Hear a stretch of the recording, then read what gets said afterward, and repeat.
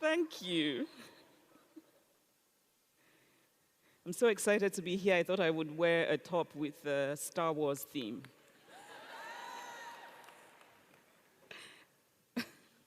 So, hello, Inbound.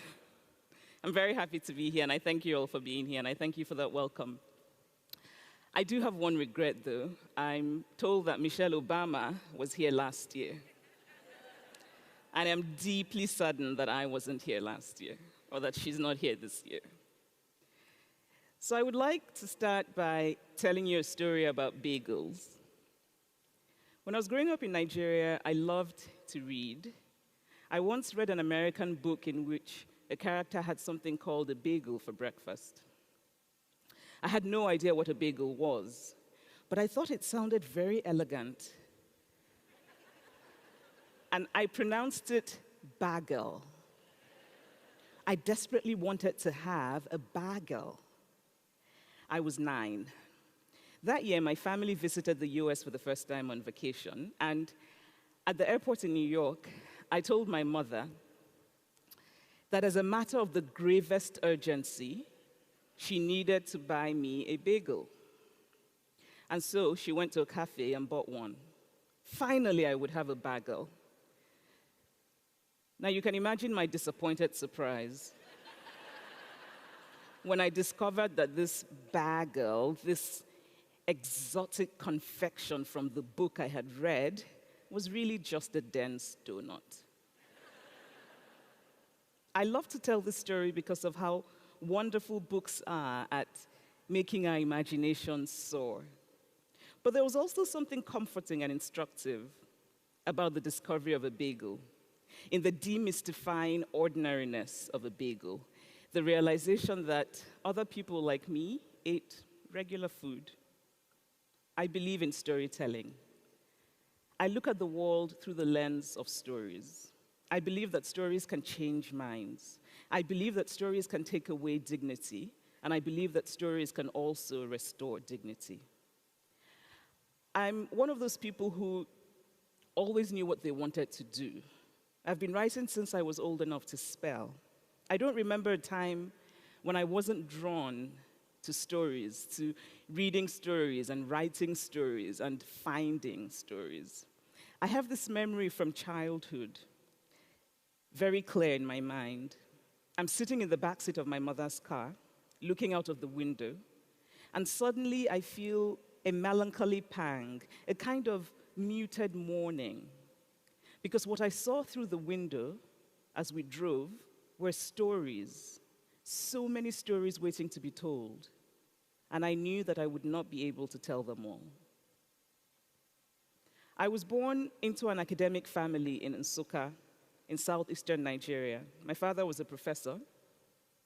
My mother was a university administrator. I also did well in school, and like all children who do well in school in Nigeria, I was expected to become a doctor. I didn't want to be a doctor. All I wanted to do was to read and write. But I also knew that I was not very likely to earn a living by engaging in such an esoteric venture as reading and writing. So I decided that I would go ahead and become a doctor. And I had it all nicely planned out. I would become a psychiatrist, and I would work as a psychiatrist during the day. And at night, I would use my patient stories for my fiction. But after a year of medical school, when I found myself so bored in class that I was writing little poems at the back of my notebooks, I realized it was time to leave. And so I took the SATs, and I got a scholarship, and I came to the US to go to college. Later, when I told people this story of leaving medical school, some of them, particularly the Nigerians, said that I was very brave. It's very difficult to get into medical school, and nobody just leaves voluntarily. But I didn't think of it as brave. I thought of it as trying. I wanted to try. I knew it might not have worked out. I might not have gotten the scholarship, but I wanted to try. And before I came to the US, I had already published a small book, a play, which I now hope that nobody ever reads. It was written when I was 17. But when I came to the US, I tried to get my first novel published. It was a book set mostly in Nigeria, in small town Nigeria. And I'd done my research and found out that the way to get a good book published is to find an agent. And so I started to send the manuscript out to agents. And very soon, the rejections poured in. A few of them were kind, at least kind enough to tell me why they had rejected me. Nobody knows where Nigeria is, and nobody cares, was one of the responses. Another agent told me to use what he called the African material as the backdrop, but then set the book in the US. And for a minute, I thought, how can I do that? But then the entire book was set in Nigeria, and the things that happened in the book were particularly Nigerian, so I wasn't sure how I could, in fact, make that just the background and then set the story in the US. And then another agent said to me, I don't know how to sell you, because there's no contemporary African who's being published in the US. If you were Indian, it would be easier, because then I could say that you're the next Arundhati Roy. Now, Arundhati Roy is a marvelously talented writer who had just published a novel that did very well. And so, for a short time, I began to think, how can I make myself Indian?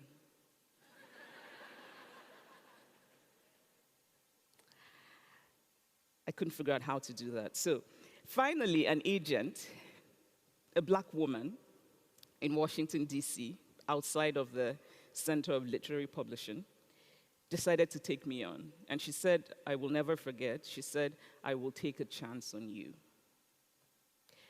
The manuscript sold in weeks. And even though it was to a small publisher, what happened was that the book became hand-sold by independent booksellers.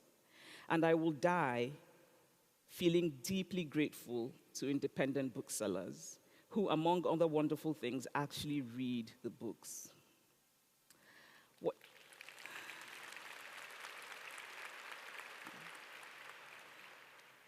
If there's any indie bookseller here, thank you, thank you.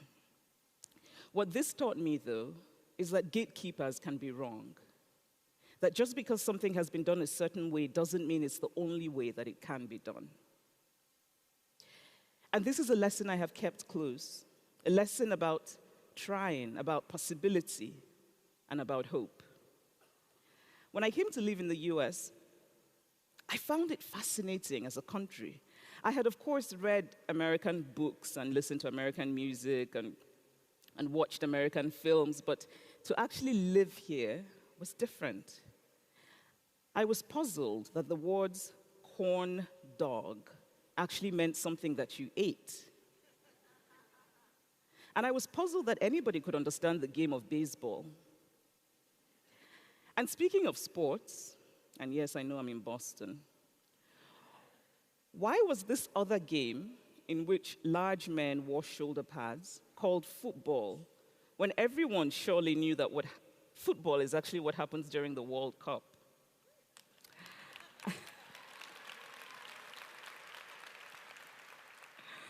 And I was deeply shocked to discover American poverty. The American pop culture I had consumed in Nigeria had not prepared me at all for the rows and rows of depressed, boarded-up buildings in West Philadelphia, or for the huts in the countryside of Georgia that had no indoor plumbing. But despite my early disorientation, I came to like America for its sense of possibility, for its sense of physical and psychic space, for its sense of the possibility of doing more, doing better. And I now consider it my home part of the year. But the most significant thing that happened to me in America was that I became black. In Nigeria, I had not thought of myself as black, because unlike parts of East and South Africa, where white settlers unfairly took land and created a racial hierarchy, blackness is not a real category of identification in Nigeria. Most people are black. Instead, it is ethnicity and religion. But in America, I very quickly realized I was black. There was much I didn't understand about this new identity that had been thrust on me. My ignorance of America was matched only by how quickly I absorbed the negative stereotypes attached to black people. 2 weeks of watching local television news in Brooklyn after I arrived, and I thought crime was a problem only about black Americans. One day, a guy in a store in Brooklyn called me sister. He was African American. And my almost automatic response was to recoil. "I'm not your sister," I said. And what I really meant was, "I'm not black." Because, of course, I knew that his calling me sister was about being black. It's been 20 years since I said that in 1998, and I still feel ashamed of it today. Because those words came from a malignant form of ignorance. I think also that my reaction was an indictment of racism. Because if blackness were benign in America, I would not have said that. I would not have wanted to exclude myself from blackness. But of course, it's important to say that blackness itself is not the problem. All of the black people I know, myself included, are happy being black, and particularly happy that black don't crack. So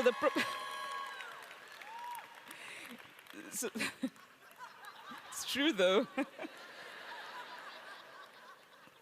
So the problem is not blackness, because blackness is beautiful. The problem is that American society has imposed on blackness the burden of many negative stereotypes.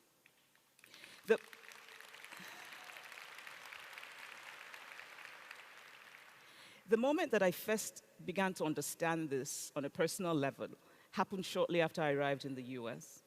It was the first essay I wrote for the first writing class that I took.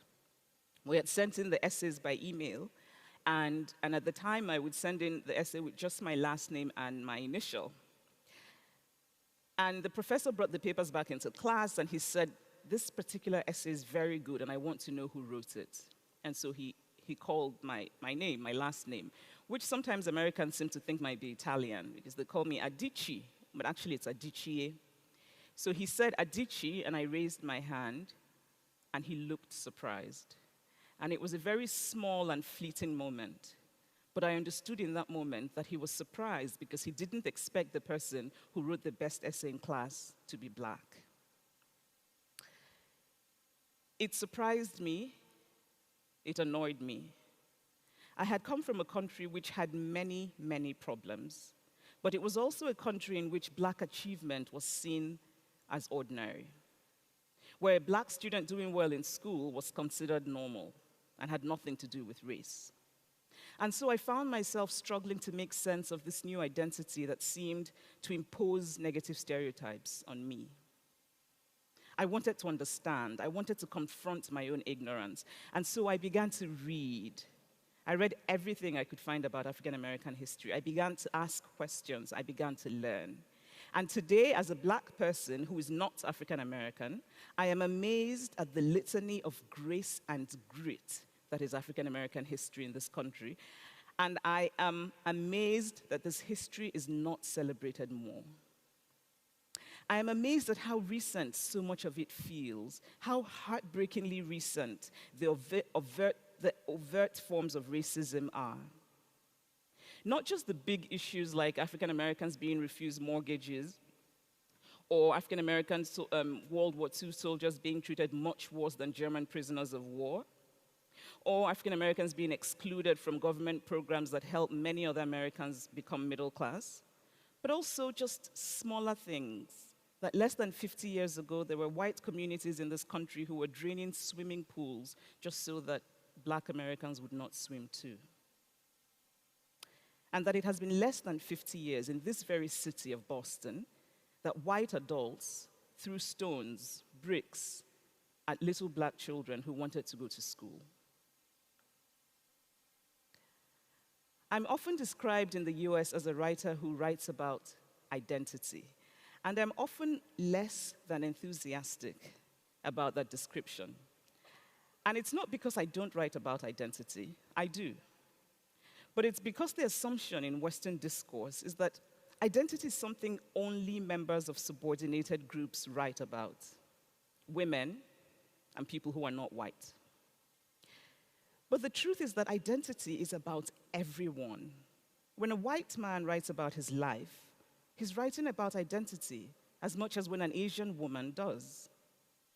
But in this country, the term identity politics is used to refer to Black, brown, and Asian people, but it is not used to refer to what Americans call the white working class, which is also identity politics. Identity is about all of us.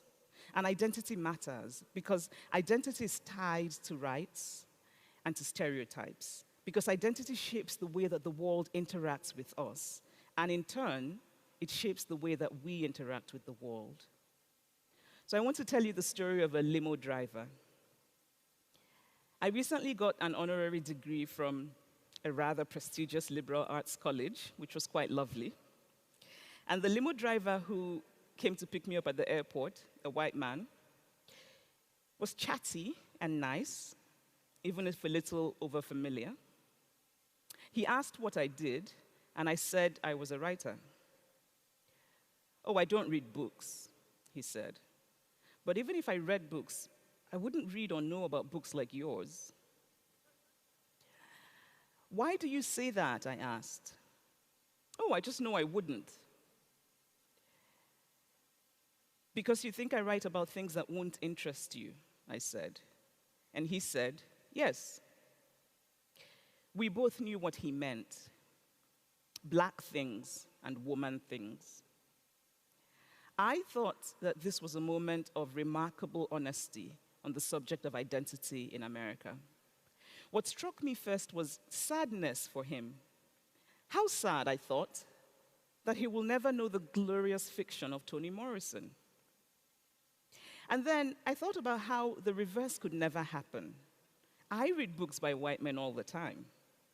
Because in this society, white maleness is seen as the norm. And we think of white men writers writing about so wide a range of things that we cannot assume what they write about merely by looking at them. And when they do write about white male things, we think of those things as universal. But really, we should think about all good literature as universal. I know from a lifetime of loving and reading books that any story, if done well, becomes universal. Because in telling stories, we appeal to that which is human in all of us. I grew up reading books from all parts of the world, and even though I sometimes didn't understand every specific thing about, say, in Russia, in the novel Fathers and Sons, I didn't always get all the tiny details, but I got the book. I got the larger human story. I loved them. For the past 10 years, I've been teaching a writing workshop in Lagos. In the workshop, we read stories, we critique stories, and we talk about the world, because art, to me, is as important as the context of the art. Thousands of people apply to the workshop for 20 slots. And so to make the selection, I work with a final shortlist of 50, all of them talented. But I define talent in a particular way. I don't look for polish as much as I look for promise. I look for a sense that a person will make a good editor or a good writer, that a person has what I like to call heart. And I consider stories that are good, even though they might not be my particular cup of tea, because I think diversity in writing styles is important. And then I read their biographies, from their names, from where they grew up, from where they live, even from their grammar, which is often a marker of class. I choose 20 people. I want a diverse group because different viewpoints matter. And each year, we all learn from one another. I learn about my own country. I grew up Roman Catholic in southern Nigeria, which is predominantly Christian. And before I started the workshop, northern Nigeria was an unknown monolith to me. It was just a large Muslim space. But in my workshops, I came to understand and deeply appreciate the nuances of northern Nigeria, and it has helped me much better understand present day politics in my country. So I have another story about another limo driver. So this happened at another university, very prestigious, where I also got an honorary degree.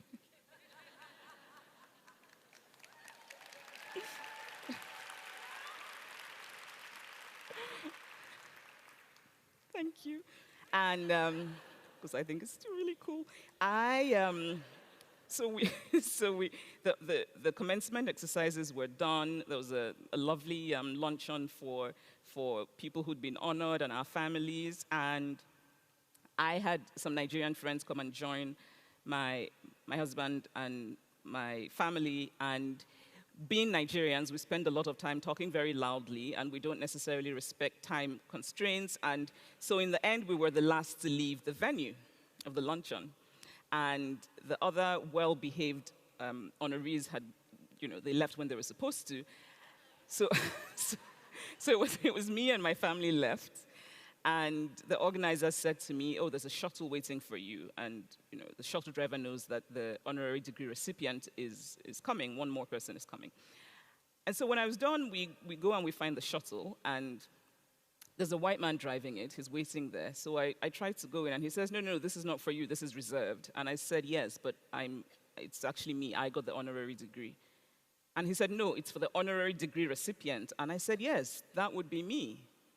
And he goes, no, this is for the person who got an honorary degree. So at this point, I'm actually wanting to bring out the thing and say, well, here, look.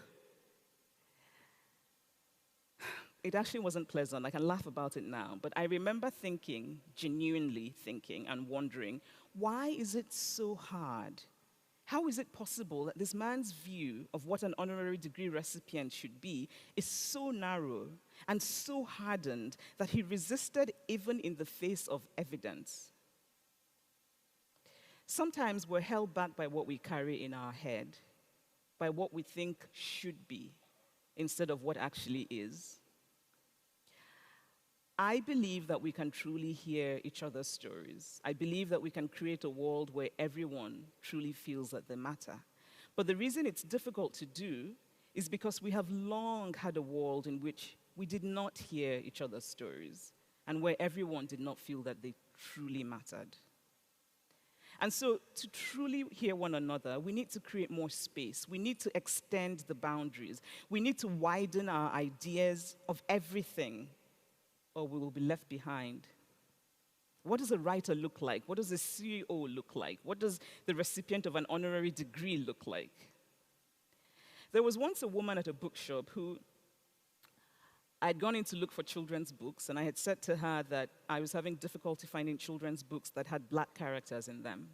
Many of the children's books had animal characters, and then some of them had white characters. And she said to me, very sympathetically, oh, I understand why you would find that important. And her emphasis was on the you, as though she didn't think that this was important for her. Now, there's something wonderful and affirming about reading about your own reality and reading about people like you, and nobody should ever be denied of that pleasure. But it is equally important to read about people who are not like you. I wished that that woman had also considered diverse children's books important to her. If she reads diverse books to her children, then she's preparing them, hopefully, for a world in which their conception of people is wider and healthier. I do not merely want to read about people who do not look like me, but I also want to hear people I disagree with. And so even though my politics in this country is left-leaning, very proudly and happily left-leaning, I subscribe to the Wall Street Journal, which is a publication that is not left-leaning. I want to know the worldview of people who do not see the world as I do, because in that way I'm better able to understand the world. So I was going to talk about one of the mantras I live by, which is never admire quietly. I believe in telling people what I admire about them. When people die, and I read or hear about people saying nice things about them, I often wonder, did the dead person know? Did you tell her when she was alive? And so I never admire quietly. I will tell you. But I was going to suggest this mantra to everyone here, but then I realized it must be very hard for men in this age of Me Too to adopt this mantra of mine, because men are no longer sure if they can admire and what to admire. Is that a bad joke? Kind of. But I want to make a case for humor and bad jokes. What would life be without some failed attempts at humor? But really, I come from a family steeped in laughter, and I think that humorlessness is like an internal death. But I also know that there are things I will never laugh about. And I know we cannot use humor as an excuse. We cannot use humor to deflect what matters. And today, in the context of Me Too, even laughter is complicated. There are many situations with men in which women laugh, not from humor, but from discomfort. So there's recently been in the news a lot of noise about the pastor at the funeral of one of the greatest artists of all time, Aretha Franklin. And I've been reading pieces, and people have been sending me things, because the thing about being a feminist publicly is that people send me every imaginable thing that remotely has to do with anything that is about women. So I've read way too many pieces about this pastor, and did he grab her breast, and did he not? And what I was thinking was that it wasn't so much about whether or not he grabbed her breast as it was the larger idea of entitlement. That we see entitlement in the way he touches her and holds her, and in the way that he is completely blind to her very obvious discomfort. But she was smiling and laughing. The problem we have is that too many men have a level of entitlement towards women's bodies. Too many men feel that they have a right to women's bodies. No, she doesn't have to give you a reason for saying no. No, she isn't smiling as she says no because she really means yes. She's smiling because she's the product of years and years of socialization that tells her to be nice to men, either so that they marry her, or to be nice to men so that they don't beat her or kill her. And no, Me Too is not the end of romance. There is flirting that is charming and respectful and welcome. And then there is harassment that is unwelcome and unjust and criminal and just wrong. Adults know the difference. Adults should know the difference. And so, romance is not dead. Quite the contrary. Perhaps romance will finally be romance. Perhaps some men will now understand that real romance means understanding that women are human, that women's needs are legitimate, that women matter. So long live romance and love.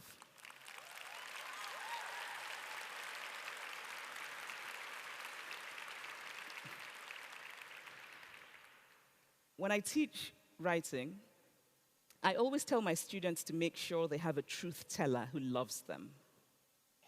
Somebody who will read their work and tell them the truth, whether good or bad. The love part is important, and I mean love in a very broad sense. I mean a person who wishes you well, a person who's acting in good faith. Because sadly, the world is full of people who, in the name of giving you feedback, just want to put you down and spread ugly, negative energy in your life. Avoid them at all costs. And so in hearing one another's stories, we have to start with a platform of good faith. Brian Stevenson, who is one of the most admirable men in America, says about the expression truth and reconciliation that the first has to happen in order for the second to happen. People often want the reconciliation part without the truth part, because truth-telling can be difficult, especially when it means acknowledging things about yourself that are not terribly flattering. When I was a teenager, I remember once going to my ancestral hometown where my grandmother lived. And my cousin had a friend who was visiting her, a young woman who lived in the village. This young woman was unwell, and so she had gone to a self-styled chemist who had given her a potion to drink. And that potion had made her violently sick. And I remember saying to her, "Oh my goodness, why would you do that? Why would you risk your life? Why didn't you just go to hospital?" I didn't know then that I had class privilege. That I was fortunate to have been born into an educated family, to have easy access to healthcare. If we were sick, we went to the University Medical Center, where the doctors and nurses were good, and where the care was free and the wait times were short. I was blind to the experience of this young woman who lived in the village, for whom healthcare was impossible. She couldn't afford it, hospital was too far away. And knowing that I have blind spots makes me keen to learn. I'm endlessly learning. And here is some of what I have learned. To be a member of an oppressed group does not mean you're sanctified. If you're part of an oppressed group, then you're just that, oppressed. You do not become a saint by being oppressed. So, a white feminist woman who is fighting misogyny can be an anti-black racist. A black person fighting racism can be homophobic. A gay person who suffers from the homophobia that is still rampant everywhere in the world can also be an anti-Arab racist. I've learned that oppression works in complicated ways. I've learned that we are all vulnerable to stereotypes. We are all guilty of absorbing stereotypes. If you live in a world that devalues women, you're likely to grow up devaluing women, whether you're a woman or not. If you live in a world that devalues a particular group of people, you're likely to grow up devaluing that group of people, whether or not you're actually a member of that group. And so a woman being misogynistic should not be a reason to discredit the important work of fighting sexism. Or a black person having anti-black prejudice does not make the problem of racism in America any less serious.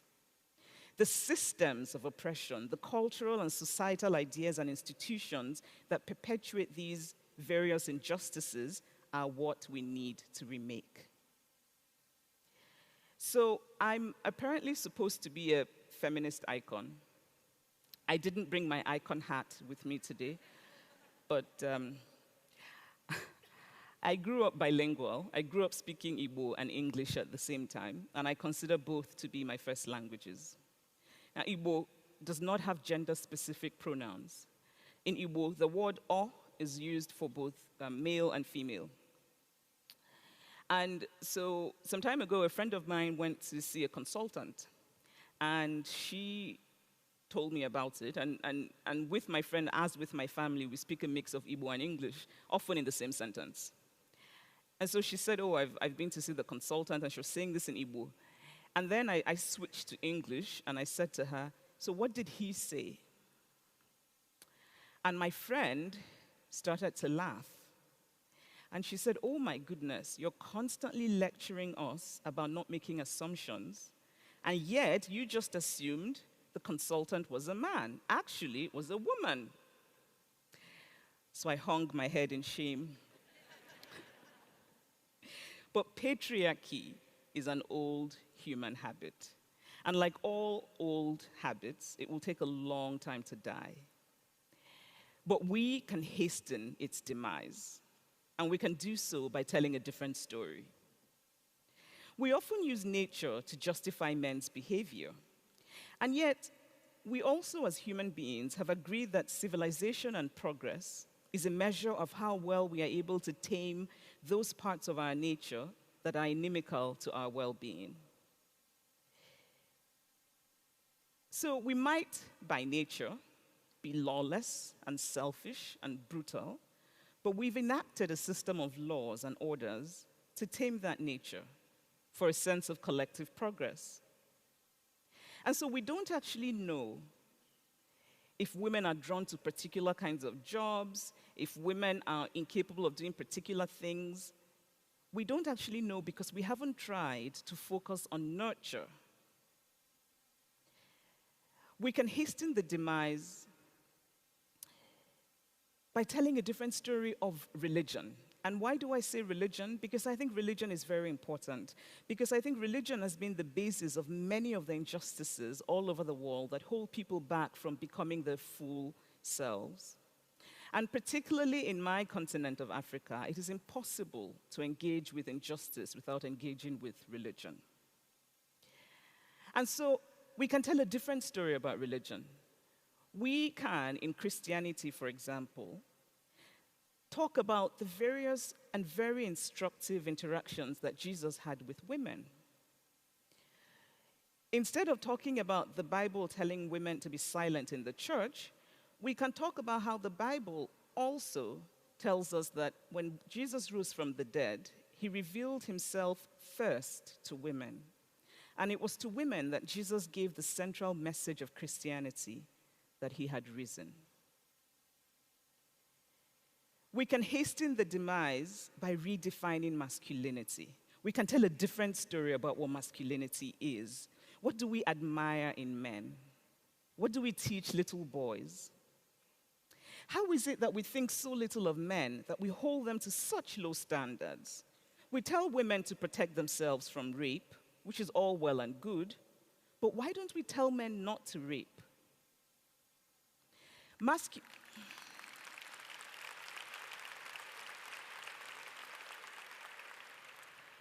Masculinity is a small, tight, ugly cage. We should break up that cage and then rebuild it. We trap male human beings in that cage. Both men and women suffer the illnesses that lead to death by suicide, but it is men who have a much higher rate of dying by suicide. Why? Because men are socialized to suppress so many human parts of themselves. Men are socialized not to ask for help. Men are socialized to see asking for help as a weakness instead of the strength that it actually is. Men are socialized to be afraid of fear. Men are socialized not to show vulnerability. And so from the moment we tell a little boy that boys don't cry, or we tell a hurting teenager to man up, we are creating an adult man who will be cheated of the full range of his human emotions. And so while men benefit from patriarchy, as we all know, the truth is that men also suffer from it. And we can tell a different story about this. We can remake masculinity. And we can also tell a different story about gender roles, which is to say that there is no such thing. There is nothing that a woman should be because she's a woman. There is nothing that a man should be because he's a man.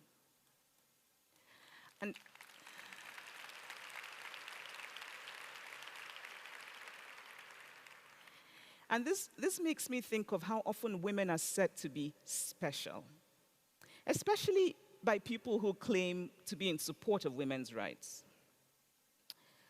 But women are not special. Yes, my sisters, we're not. Get over yourselves. Women are not special. Women are human. Women are flawed just like men.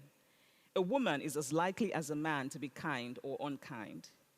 People who think women will make the world this perfect utopia have not been to an all-girls boarding school.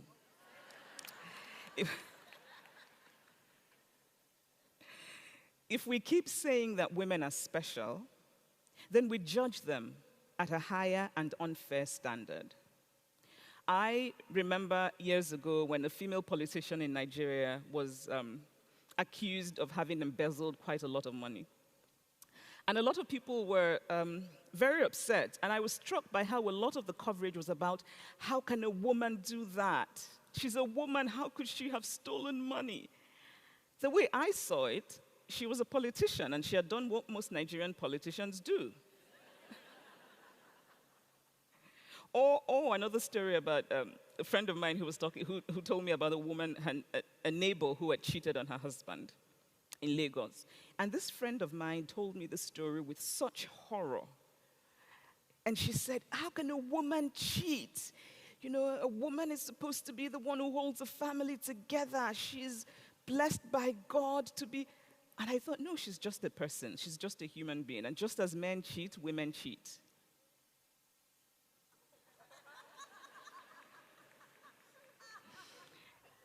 If we as a society are going to judge cheating, we have to judge it equally for both men and women. Men don't get to have a pass because they're men. But even as a child, I began to notice many situations where a man and a woman would show the same behavior, but a woman would be judged quite differently.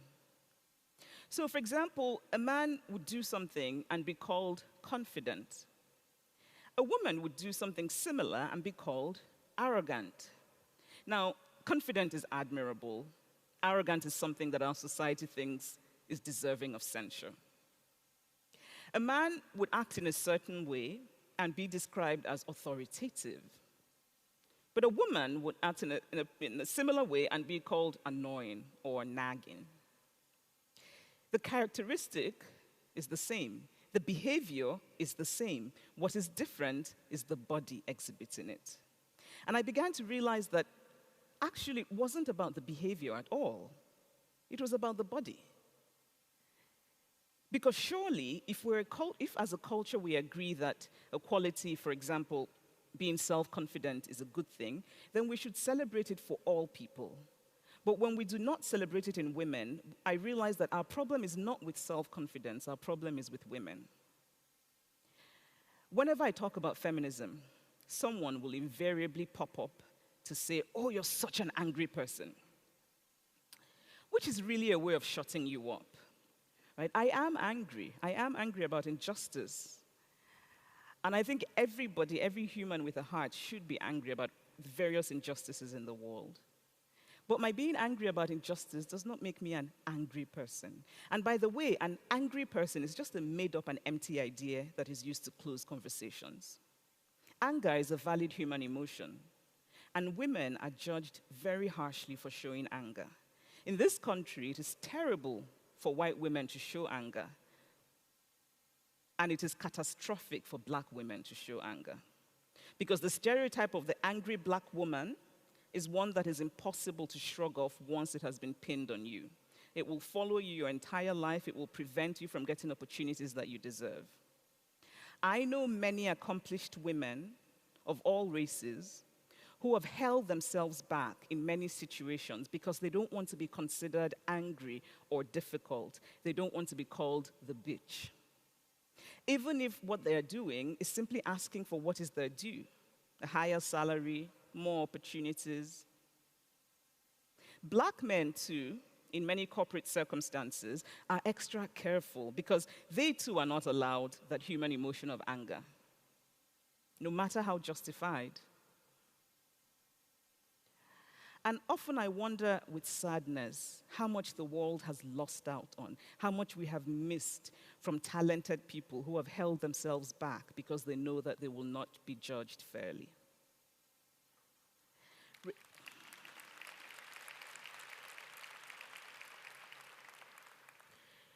Racism is a strong word that makes everyone uncomfortable.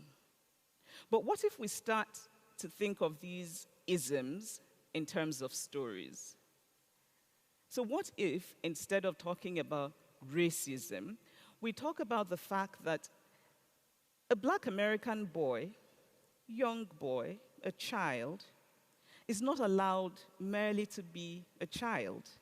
That to be a young black American boy today means that you do certain things that in other non-black bodies would be considered what a child does. But in the body of a black boy, becomes threatening or disruptive. It becomes a reason to suspend him from school. It becomes a reason to murder him.